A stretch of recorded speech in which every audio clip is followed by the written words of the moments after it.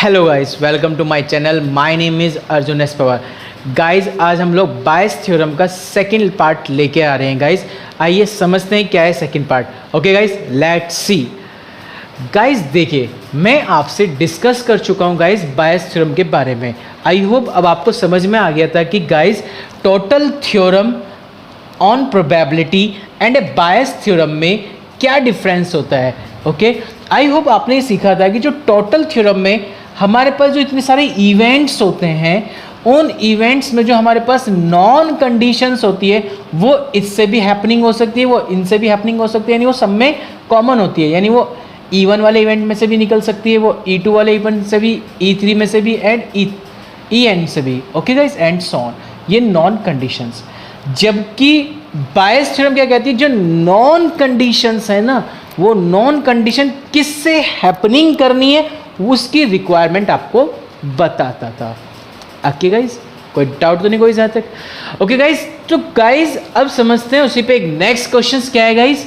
एक मैन है, is a known to speak the truth 3 out of 5 times. एक person है जो सच बोलता है 5 में से 3 बार।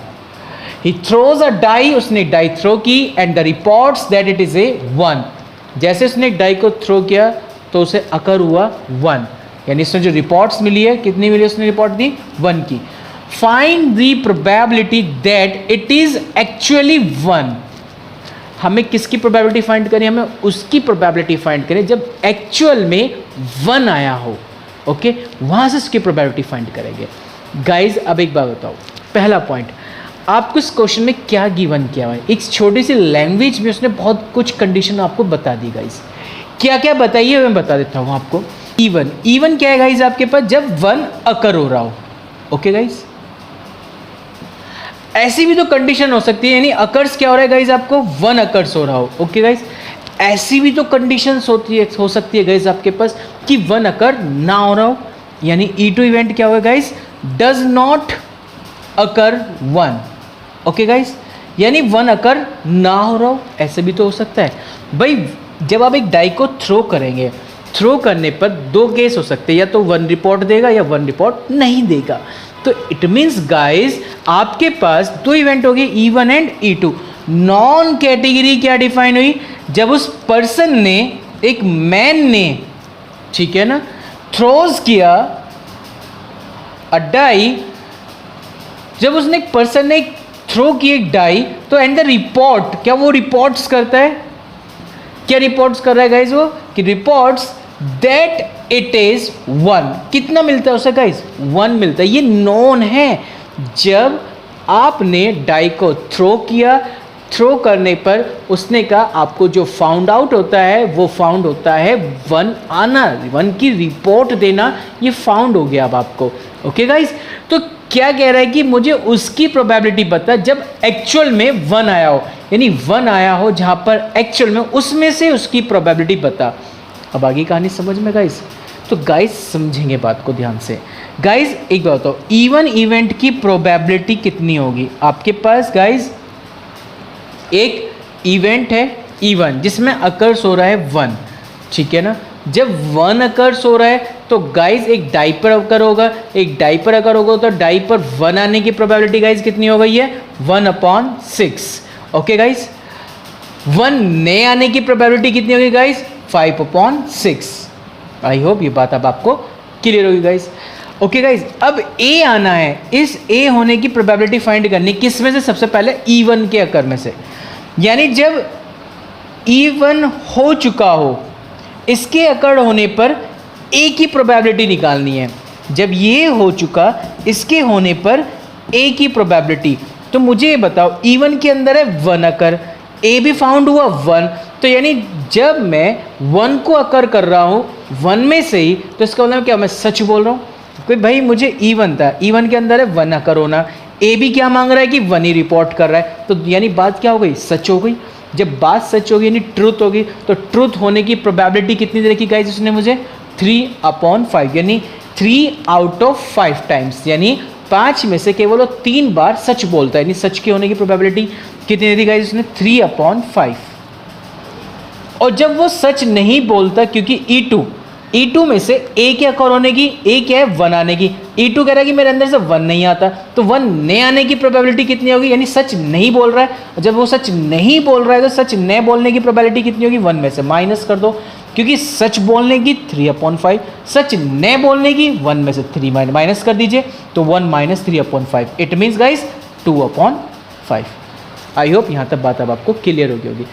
जो गाइस आपने डाई को थ्रो किया था, वो थ्रो करने पर जो आपको फाउंड हुआ था, वो फाउंड हुआ था कि 1 आना चाहिए। तो ये कह रहा है कि जो फाउंड हुआ है 1, ये 1 अकर कहाँ से हुआ होगा, ये 1 अकर हुआ कहाँ से, जब एक्चुअली 1 आया होगा, वहाँ से प्रोबेबिलिटी बता। जो 1 फाउंड आउट हो रहा है, इसके अकर होने की प्रोबेबिलिटी कहाँ से बतानी मुझे, जब एक्चुअल में 1 आ रहा हो। और एक्चुअल में 1 कौन से इवेंट में आ रहा है गाइस, E1 वाले इवेंट में। ओके गाइस, तो E1 वाले इवेंट में आ रहा है एक्चुअल में गाइस, तो E1 में से बताना है किसकी, जब ए एक्चुअल में जब आपको फाउंड हुआ होगा 1, तो उस फाउंड होने पर 1 को इसके होने पर कहाँ से बताना है, ये जो 1 होना है वो वहाँ से बताना जब एक्चुअल में क्या आया हो, 1 आया हो गाइस। आई होप अब बात समझ में आ गया होगी, क्योंकि आपको गाइस मुझे इसकी प्रोबेबिलिटी अकर्ड हो गई, यानी 1 मुझे फाउंड हो गया। ये फाउंड कहाँ से बताना मुझे, कहाँ से होना है, जब ये E1 में से हो रहा हो। और E1 क्या, एक्चुअल में जब 1 मिल रहा हो, क्योंकि उसने आपसे किस में से पूछा, जब एक्चुअली 1 आ रहा हो, तो वहाँ से बता जो तुझे फाउंड हो रहा है। अब आगे बात समझ में। तो क्या केस हो सकते हैं गाइस इसके ये तो केस हो सकते हैं, या तो E1 इवेंट हुआ, जब E1 इवेंट हो गया हो तो E1 के होने पर किसकी प्रोबेबिलिटी, ए की। ओके गाइस, डिवाइडेड बाय सारे पॉसिबल आउटकम्स। क्या क्या पॉसिबल आउटकम हो सकते हैं guys, probability of E1 into probability of A upon E1 plus probability of E2 into probability of A upon E2। Okay guys, समझ में आई बात। बस अब आपको वैल्यू फिट करनी है गाइस, कर दीजिए फॉर्मूला वैल्यू फिट। कितनी कितनी गाइस आएगी वैल्यू, E1 के होने की प्रोबेबिलिटी 1/6 इंटू, ओके गाइस, और 3/5 ट्रूथ होने की प्रोबेबिलिटी उसके इज डिवाइडेड बाय गाइस, कितने आए गाइस, E1 की प्रोबेबिलिटी 1/6, इसकी प्रोबेबिलिटी 3/5 प्लस 5/6 एंड फेल यानी ट्रूथ ना बोलने की प्रोबेबिलिटी 2/5। ओके गाइस, इसको कैलकुलेट कर लीजिए, 3 2 = 6, तो कितना गाइस, ऊपर 1/10, नीचे आइए गाइस, देखिए कितना हो गया 3 और प्लस 10 13, 13/30। ओके गाइस, 0 से 0 कैंसिल, अब आपके पास फाइनली गेट हो गया 3/13। ओके गाइस, तो आई होप गाइस ये क्वेश्चंस अब आपको क्लियर हो गया होगा गाइस कि हम लोग इस क्वेश्चंस को कैसे डील किया है। ओके गाइस, चलते हैं गाइस नेक्स्ट क्वेश्चन की तरफ। Okay, example, a card from a pack of 52 cards is lost. उसने कहा 52 कार्ड के पैक में से क्या कर गया, कार्ड लॉस हो गया। कह रहा कि फ्रॉम द रिमेनिंग कार्ड्स, जो रिमेनिंग कार्ड बच गए आपके पास, of the pack 2 cards are drawn. उनमें बात समझिए, उसने ये कहा है कि आपके पास गाइस 52 कार्ड्स है, उसमें से एक कार्ड लॉस हो गया है। लॉस होने के बाद आपने 2 कार्ड रिमेनिंग में से निकाल रही हैं, ड्रॉन कर लिए। जब निकाले तो कह रहा है कि are found to be a diamond.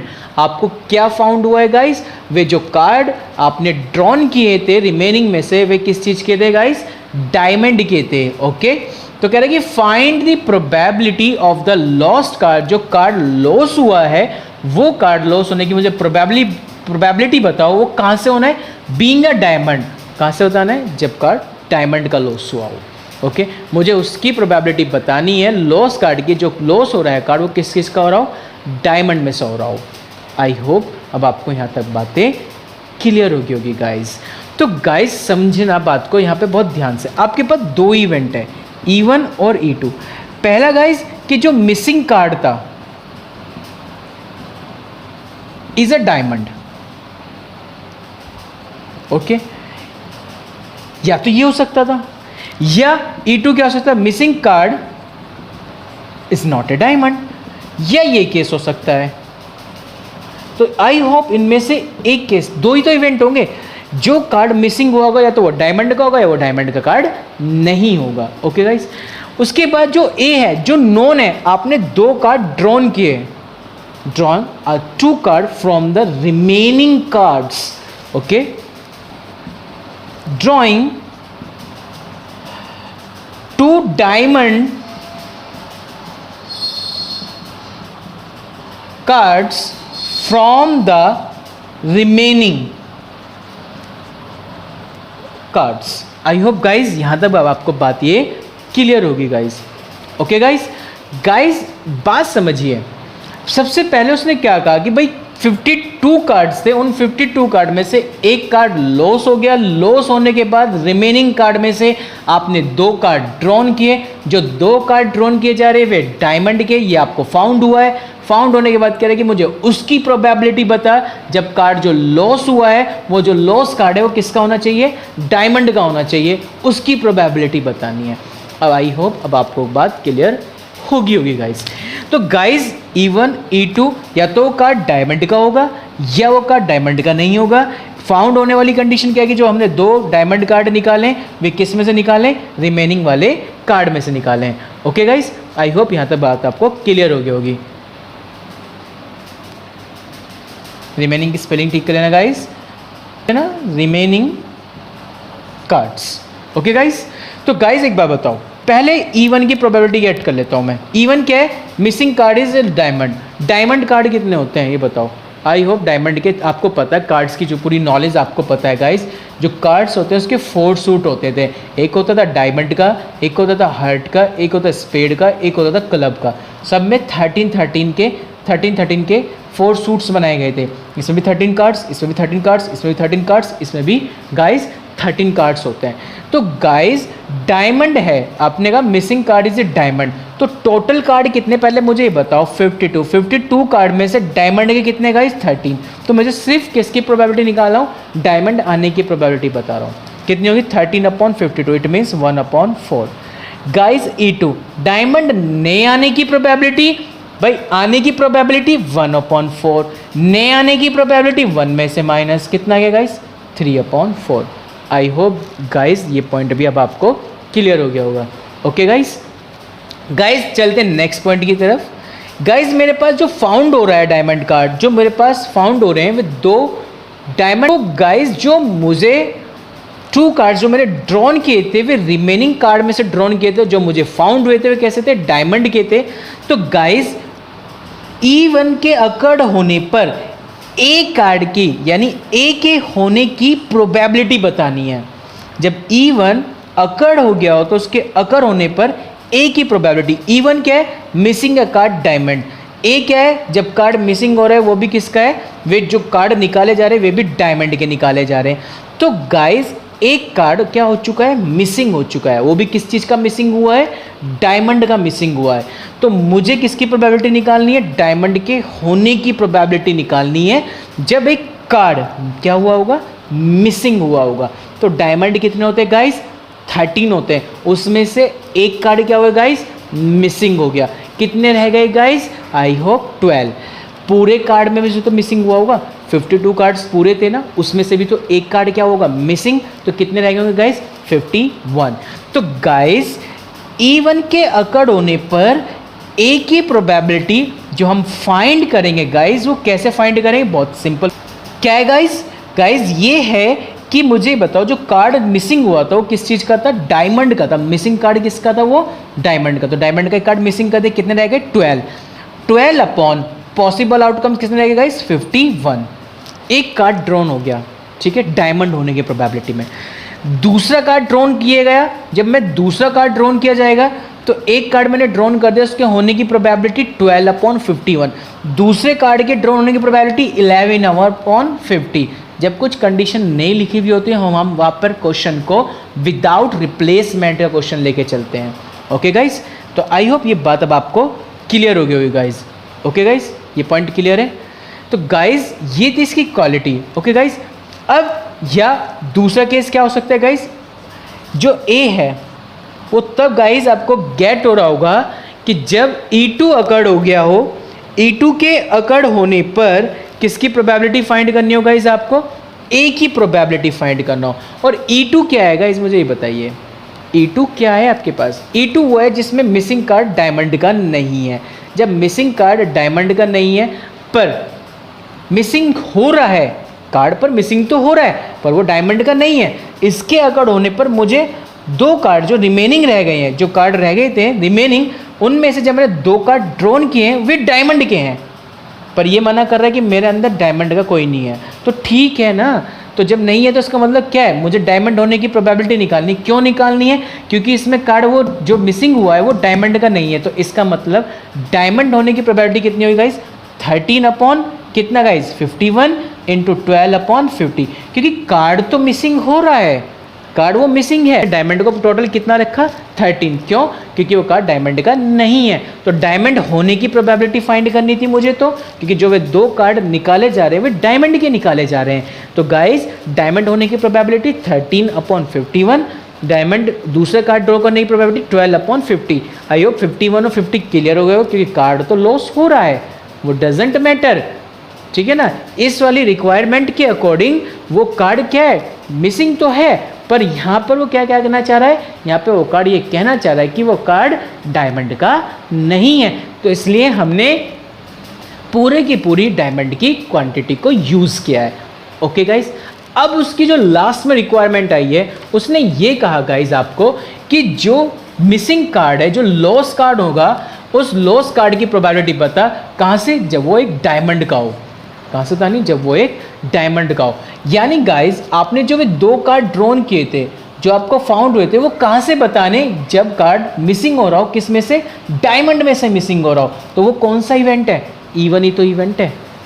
I hope अब बात समझ में आ गई होगी।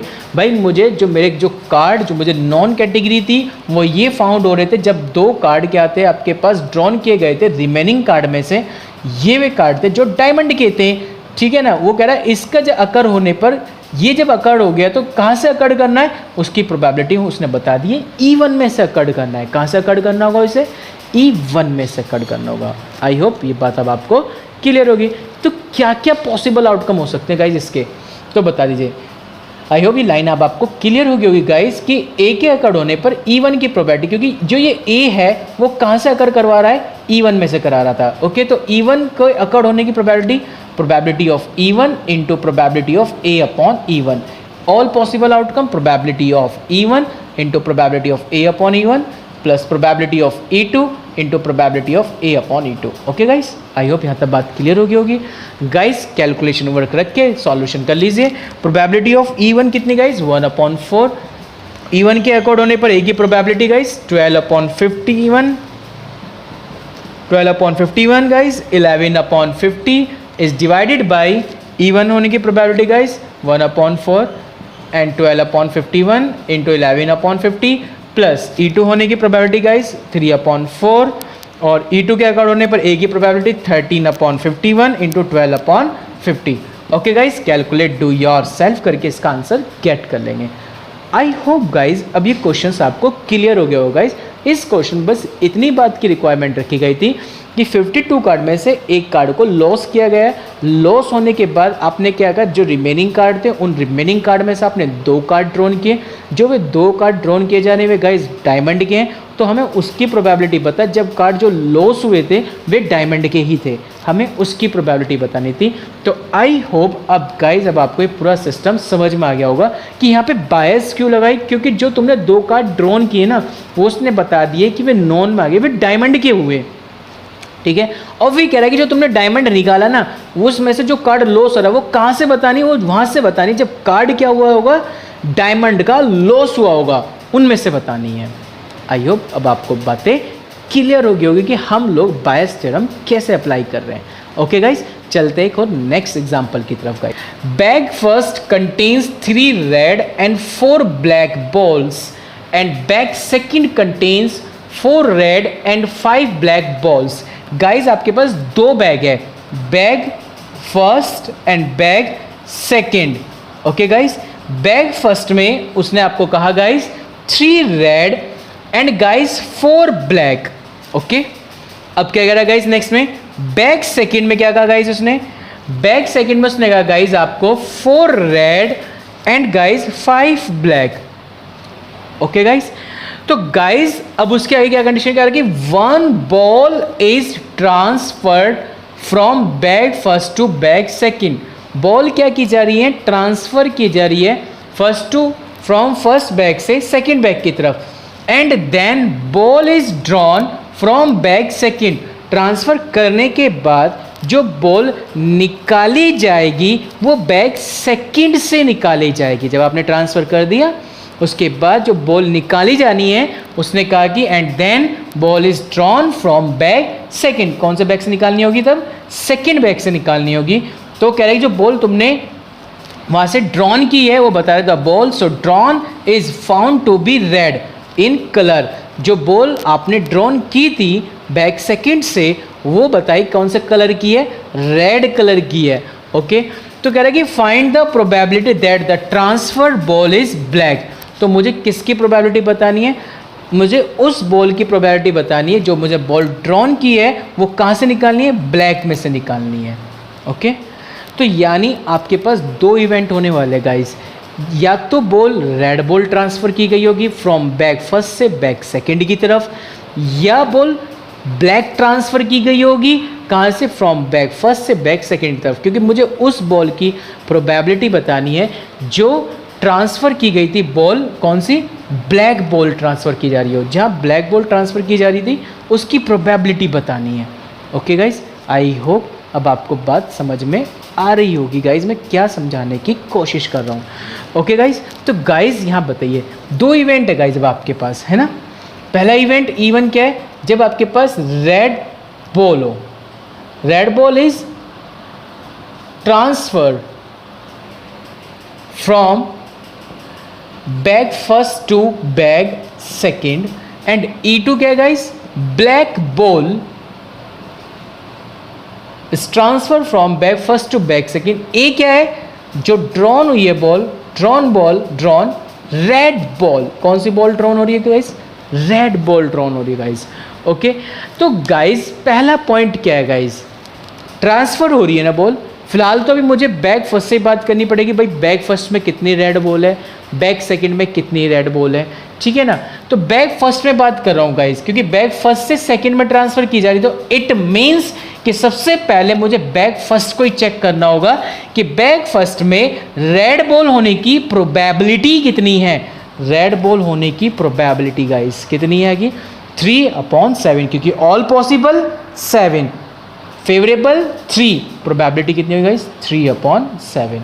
इसी तरह से क्यों ले रहा हूँ? क्योंकि बैक फर्स्ट से ट्रांसफर की जाए तो पहले फर्स्ट का तो पता होना चाहिए डेटा। तो हमें पहले इवेंट क्या है, इवन क्या है? मैंने कहा रेड बॉल होने की प्रोबेबिलिटी। मैंने कहा E2 क्या है? ब्लैक बॉल होने की प्रोबेबिलिटी। तो इवेंटों की तो निकाल लो पहले प्रोबेबिलिटी। तो इवेंटों की प्रोबेबिलिटी कहाँ से निकलेगी? बैक फर्स्ट से निकलेगी। तो बैक फर्स्ट से E2 की प्रोबेबिलिटी कितनी हो गई? 4/7। रेड होने की प्रोबेबिलिटी 3/7, ब्लैक होने की प्रोबेबिलिटी 4/7। अब गाइस जब बॉल ट्रांसफर हो गई, अब ट्रांसफर होगी बॉल, ट्रांसफर होने के बाद कहाँ से ट्रांसफर हुई? बैक फर्स्ट से बैक सेकंड की तरफ बॉल ट्रांसफर हुई। अब गाइस जब बॉल ट्रांसफर होगी तो ट्रांसफर होने के बाद बॉल ड्रॉन की गई थी, तो जो बॉल ड्रॉन की जा रही है वो कौन सी है? रेड बॉल है गाइस वो। ओके, तो यानी मुझे रेड बॉल होने की प्रोबेबिलिटी फाइंड करनी है जब इवन अकड़ हो गया हो। इवन अकड़ हो गया तो इवन के अकड़ होने पर किसकी प्रोबेबिलिटी गाइस? रेड बॉल की प्रोबेबिलिटी। किसकी प्रोबेबिलिटी गाइस? रेड बॉल की प्रोबेबिलिटी गाइस गेट करनी है। तो गाइस अब एक बात बताओ, इवन क्या है? इवन है जब मैंने रेड बॉल ट्रांसफर की है बैक फर्स्ट से बैक सेकंड के अंदर। तो बैक सेकंड के अंदर रेड बॉल कितनी है? 4। एक बॉल मैंने ट्रांसफर कर दी है बैक फर्स्ट से बैक सेकंड की तरफ। एक बॉल क्या हुई है? ट्रांसफर। क्योंकि ट्रांसफर होने के बाद तुमने एक बॉल ड्रॉन की थी, ड्रॉन होने के बाद ये पता लगा कि वो रेड बॉल थी। अब आ रही बात समझ में गाइस? तो यही कहना चाह रहा है कि जब इवन हो चुका है तो उसके होने के बाद मुझे ए की प्रोबेबिलिटी बताओ, यानी रेड बॉल गेट होने की प्रोबेबिलिटी फाइंड करनी है जब इवन अकड़ हो गया। तो मैंने क्या करा? बॉल को पहले ट्रांसफर किया। किस में ट्रांसफर किया? बैक सेकंड में। बैक सेकंड के अंदर रेड बॉल कितनी है? 4। एक बॉल ट्रांसफर हो गई है बैक फर्स्ट से, तो कितनी होगी? 4+1। तो ऑल पॉसिबल कितना हो गया? 4+1 + 5। बात क्लियर हो गई गाइस? कितना हो गया? 5/10। It means 1/2। ये आई होप लाइन अब आपको क्लियर हो गई, क्योंकि एक बॉल मैंने से यहाँ ट्रांसफर करी तो कितनी होगी? 5 और ये भी 5। तो all possible 10, favourable 5। I hope ये बात क्लियर हो गई होगी गाइस। ओके, नेक्स्ट पॉइंट चलते हैं guys. Probability of A/E2। E2 के अकॉर्ड होने पर ए की प्रोबेबिलिटी गाइज, ओके। E2 क्या है? जब मैंने ब्लैक बॉल ट्रांसफर्ड की हो, ओके गाइज। और ब्लैक बॉल ट्रांसफर्ड होने पर, ठीक है ना, बैक फर्स्ट से बैक सेकंड के, उसके अंदर से रेड बॉल होने की प्रोबेबिलिटी बताओ। बॉल तो क्या करी मैंने? ब्लैक ट्रांसफर, पर पूछी किसकी है? रेड बॉल होने की। तो बैक सेकंड के अंदर रेड बॉल कितनी है गाइज? 4 है ना, तो 4 लिख, डिवाइड बाय, क्योंकि ब्लैक बॉल ट्रांसफर की गई है, रेड बॉल होने की ट्रांसफर नहीं की गई है। बॉल कौन सी कराएगी ट्रांसफर? ब्लैक, तो ब्लैक में एक ऐड कर दे बस। तो 4 + 5 + 1, तो गाइज कितना हो गया आपके पास? 10। It means 2/5। I hope guys अब आपको ये पॉइंट क्लियर हो गया होगा गाइज। ये पॉइंट क्लियर है, क्यों है? क्योंकि E2 के अकड़ होने पर गाइज ए की प्रोबेबिलिटी फाइंड कर रहे हैं। E2 के अकड़ होने पर गाइज ए की प्रोबेबिलिटी, और E2 क्या था? जिसके अंदर ब्लैक बॉल थी, तो ब्लैक बॉल अकड़ हो चुकी है क्योंकि ट्रांसफर की जा चुकी है बैक फर्स्ट से बैक सेकंड की तरफ। पर जो मुझे बॉल ड्रॉन करनी थी वो करनी थी रेड बॉल। तो यार रेड बॉल कितनी इस बैक सेकंड में? 4 ही तो है ना, तो 4 तो ये होगी। ब्लैक बॉल ट्रांसफर हुई, एक इसके साथ ऐड हो गई, तो कितनी होगी? 4/10। आई होप गाइज अब आपको बात यहाँ तक क्लियर होगी। ओके, मुझे जो प्रोबेबिलिटी फाइंड करनी है, वो प्रोबेबिलिटी फाइंड करनी है जो मैंने बॉल ड्रॉन की थी, ये ड्रॉन बॉल रेड थी, इसके अकड़ होने की प्रोबेबिलिटी किस में से फाइंड करनी? कौन से इवेंट से फाइंड करनी है? जहाँ से मैंने ब्लैक बॉल ट्रांसफर की थी, और black ball I hope transfer मैंने E2 वाले इवेंट में कर रखी है। बात क्लियर होगी भाई। जो मुझे रेड बॉल अकड़ हुई है, वो अकड़ होने पर वो कह रहा है कि कहाँ से अकड़ करनी है? अब उसे E2 वाले इवेंट में से अकड़ करनी है, तो कर दे यार E2 वाले अकड़ में से। तो E2 event and probability of A/E2, भाई या E2 इवेंट हो गया होगा, E2 के होने पर ए वाले इवेंट की probability divide by all possible outcomes, probability of E1 into probability of A/E1 plus probability of E2 into probability of A/E2। Okay guys, sorry हाँ E2।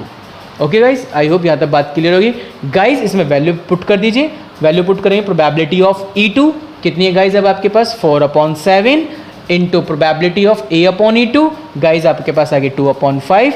ऑल पॉसिबल आउटकम्स नीचे लिख दीजिए। प्रोबेबिलिटी ऑफ E1 3/7 और probability of A/E1 conditional में 1/2 plus 4/7 into 2/5। Calculate, do your self, calculate do your self करेंगे guys. I hope guys अब आपको एक क्वेश्चन बहुत ही अच्छे से क्लियर हो गया होगा कि क्वेश्चंस की डिमांड क्या थी। आई होप क्लियर है क्वेश्चंस गाइज। चलते हैं गाइज नेक्स्ट क्वेश्चन की तरफ, गाइज। लेट्स सी गाइज, देखें क्वेश्चंस में क्या लिखा हुआ है। A letter is known to have come either from Tatanagar या गाइज फ्रॉम कोलकाता। आपको एक लेटर जो नॉन है वो कहाँ से आया है? या तो टाटा नगर से आया होगा या वो कोलकाता से लिया गया होगा। On the envelope just 2 consecutive letter TA are visible. जो एनवलप है उस पर जो है एक लेटर है TA, ये लेटर विजिबल हो रहा है। तो कह रहा है कि what is the probability the letter came from Tatanagar. उसने कहा गाइज आपको कि आपको एक लेटर लेना था, वो लेटर या तो आपने किससे लिया होगा? टाटा नगर से लिया होगा, ठीक है गाइस। या आपको लेटर जो लेना है गाइस किससे लेना है? कोलकाता से लेना है। ओके गाइस, आपने क्या किया कि 2 कॉन्जिक्यूटिव लेटर्स लिए गए हैं। कितने लिए गए? 2 कॉन्जिक्यूटिव लेटर्स लिए गए हैं जिसको एनवलप पे विजिबल किया गया था गाइस। और साथ में कहा गया कि जो तुमने 2 कॉन्जिक्यूटिव लेटर्स लिए हैं वे कौन से लिए गाइस? TA, वो नॉन बता दिया कौन से है, TA है जो नॉन है। तो कह रहा है कि मुझे उसकी प्रोबेबिलिटी फाइंड कर जब लेटर केम फ्रॉम टाटा नगर। जो लेटर है वो कहाँ से लिया गया होगा? टाटा नगर से लिया गया होगा। वो लेटर की हमें क्या बतानी है? प्रोबेबिलिटी बतानी है। तो गाइस समझेंगे, उस लेटर की प्रोबेबिलिटी बतानी है जो टाटा नगर से लिया गया हो।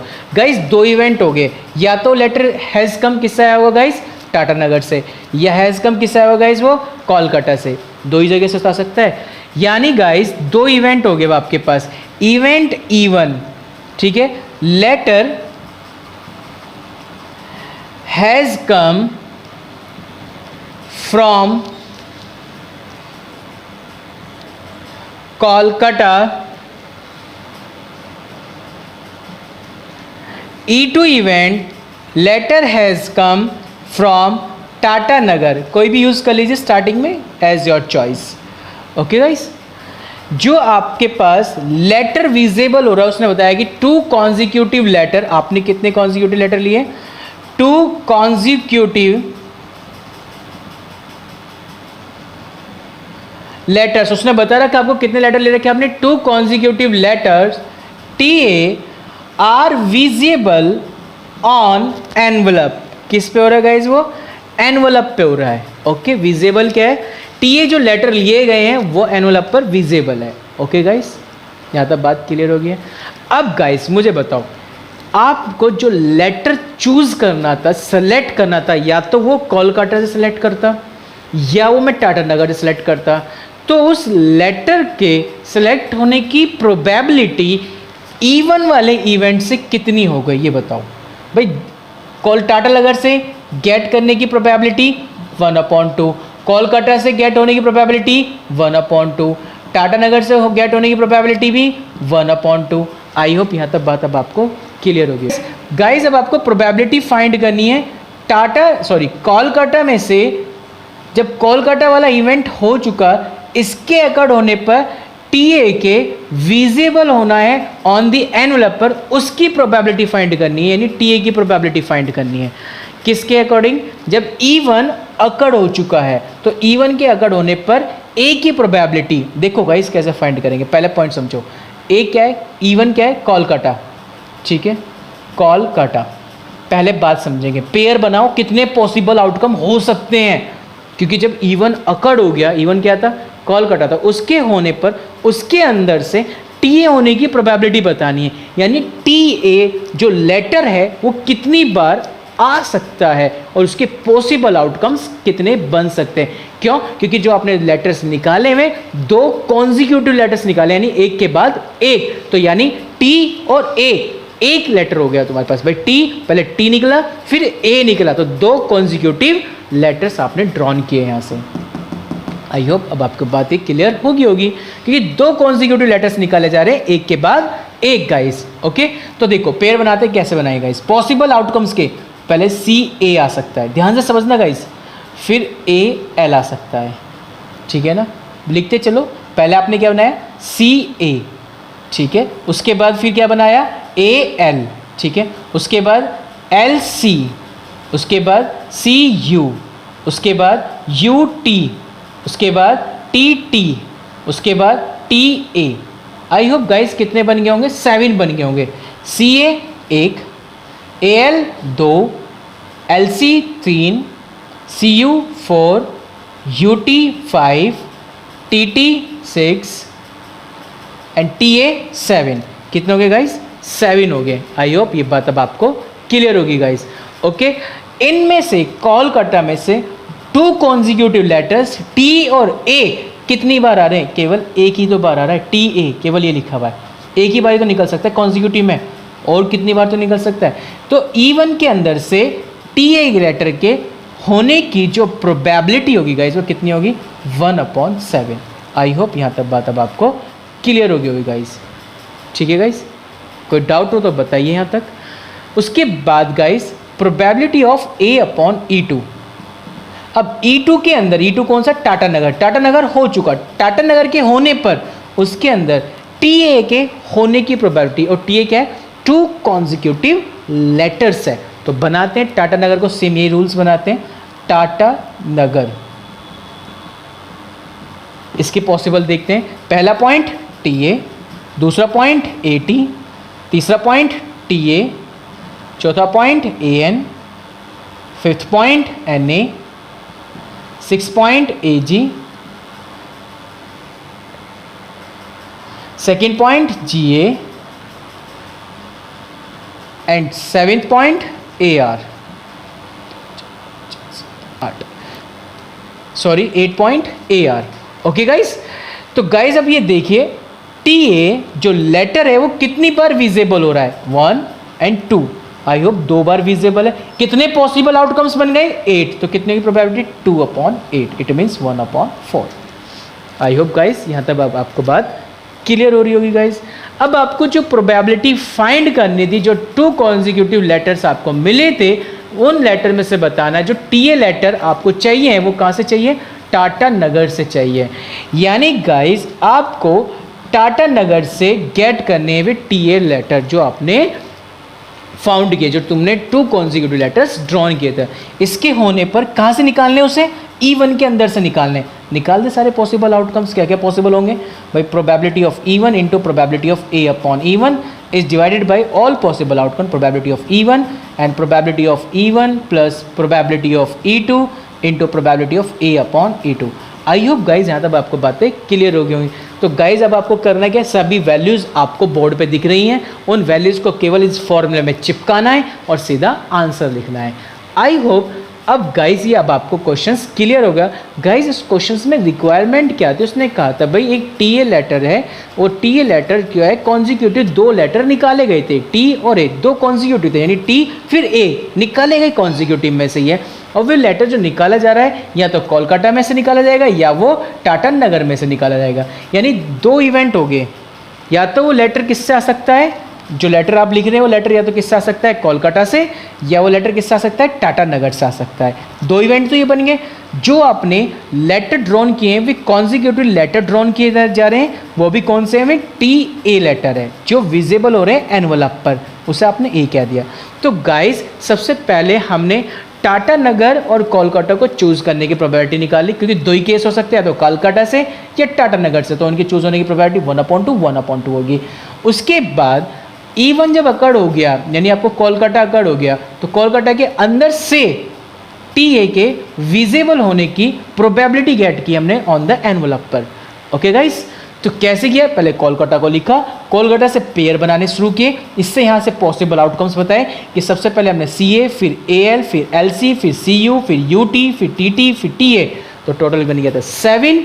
और केवल इनमें से जो कॉन्जिक्यूटिव लेटर है टी के बाद ए, केवल वो एक है, तो कितना हो गया 1/7। ओके, सेम गाइस टाटा नगर वाले केसेस में हमने केस बनाने शुरू किए, TA, AT, TA, AN, NA, AG, GA, AR, तो टोटल कितना होगा गाइस 8। उसमें से TA कॉन्जिक्यूटिव कितनी बार आ रहा है, TA केवल 2 बार, तो कितना हो गया 2, ऑल पॉसिबल 8, कितनी प्रोबेबिलिटी 1/4। ओके गाइस, बस आपको जो लेटर निकाले अपने कॉन्जिक्यूटिव, वो लेटर कहाँ से फाइंड करने थे, टाटा नगर से फाइंड करने थे, वो इवेंट उसने बता दिए, बस आपने टाटा नगर के अकॉर्डिंग उसको फॉर्मूले में सेट कर दिया। टाटा नगर वाला इवेंट कौन सा है गाइस, सॉरी E2 वाला इवेंट है गाइस, सॉरी ये गलत हो गया, E2 वाला इवेंट है, टाटा नगर वाला E2 है, तो यहाँ पे E2 लिखेंगे गाइस, आप कौन सा लिखेंगे गाइस, E2 इवेंट करेंगे यहाँ पे। ओके गाइस, तो बाय आपको यहाँ पे क्लियर हो गया गाइस, ये सॉरी बाय मिस्टेक लिखा गया E1, बट फिर भी यही कहूँगा कि हमने टाटा नगर से निकाला, तो टाटा नगर वाला इवेंट कौन सा है गाइस, E2 वाला इवेंट है। ओके, तो ये E2 का इवेंट। ओके गाइस, आई होप आपको ये क्वेश्चंस क्लियर हो गया होगा गाइस। ओके गाइस, तो गाइस ये तो हो गया आपका Bayes theorem clear guys. Okay guys, और गाइज यदि आप बायस थ्योरम पे और कोई नई सीरीज चाहते हैं, बायस थ्योरम पे और कोई क्वेश्चन चाहते हैं, तो गाइज आप मुझे कमेंट बॉक्स में अपना कमेंट कर सकते हैं, और मैं उस पर बायस थ्योरम पर कोई ना कोई क्वेश्चंस जो भी आपकी प्रॉब्लम्स हो रही होंगी उस पर एक वीडियोस बना के अपलोड जल्द से जल्द करूंगा। Okay guys, thank you so much guys. तो आपका गाइज बायस थ्योरम क्लियर हो गया है गाइस टॉपिक। ओके गाइज, जो नेक्स्ट टॉपिक मैं लेके आने वाला हूँ गाइज वो रैंडम वेरिएबल का है guys.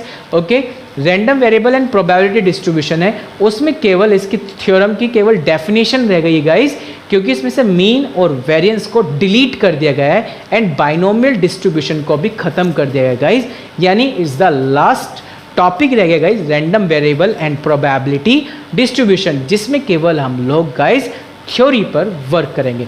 Okay guys, thank you so much guys.